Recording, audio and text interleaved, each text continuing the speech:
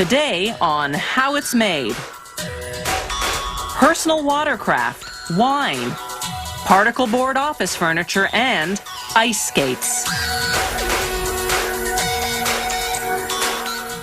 They're to water what snowmobiles are to snow, what motorcycles are to road.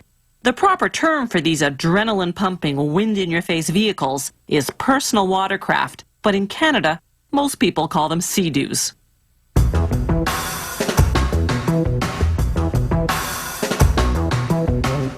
The fiberglass shell that's the body of the craft is molded at another factory. It arrives here, ready-made.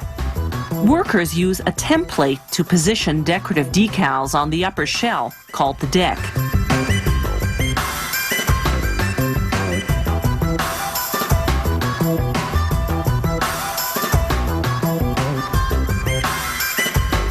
Next, they install rubber foot pads on the steps.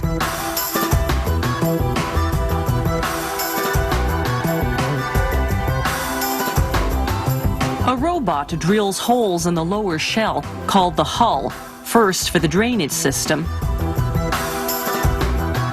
then for the exhaust system.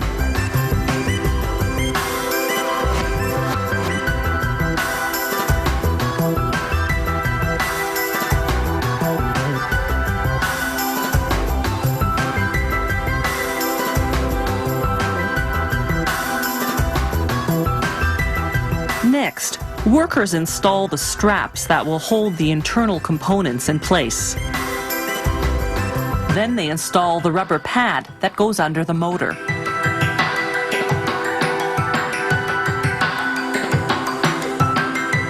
Next comes the motor mount to hold the motor in place. Finally, the motor itself. This 130 horsepower engine arrives at the factory fully assembled. It's a matter of putting it in place.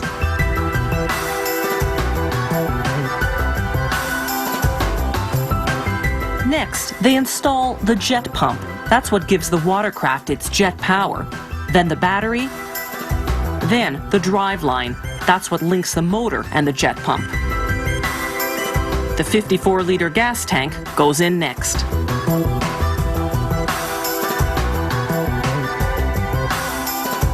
They connect the drive line, then install the jet housing. That's the protective casing around the jet pump.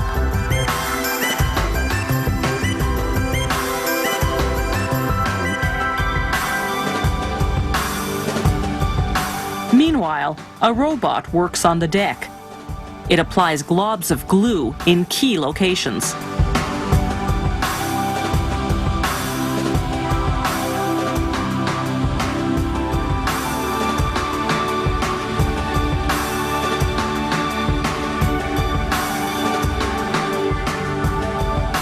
Workers stick on various straps that will hold internal components in place.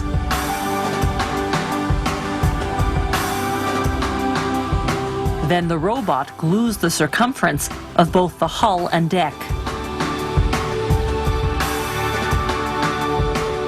They heat the hull to activate the glue.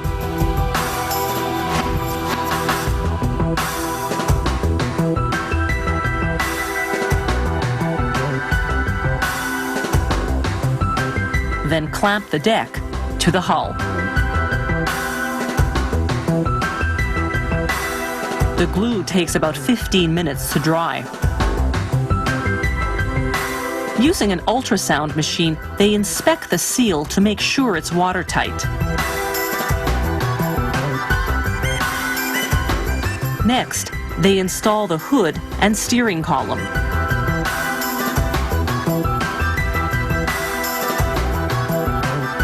Now it's time to run an engine test.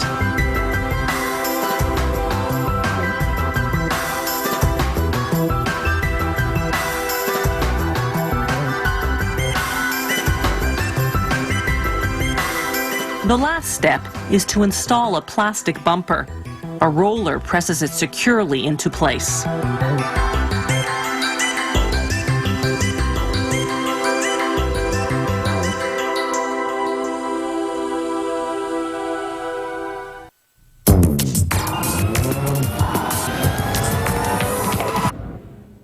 Canadian researchers have invented a way to identify faraway objects, even in thick fog or complete darkness. They use a laser combined with military night vision technology to locate objects or people up to kilometers away. The system is so precise, it can read the name of a boat in the dead of night.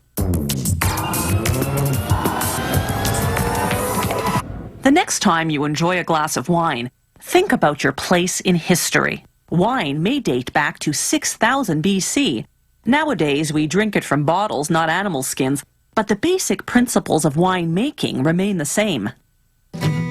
Wine grapes grow best in temperate climates, but if grapevines are well protected, they can survive a Canadian winter. The riper the grapes, the sweeter the wine, so growers wait as long as possible before harvesting their crop. Pickers gather grapes by hand, cutting off the bunches with shears to avoid tearing the plant. For red wine, winemakers use the entire red grape, juice, skin, pulp, and even seeds. For white wine, they use just the juice of white grapes.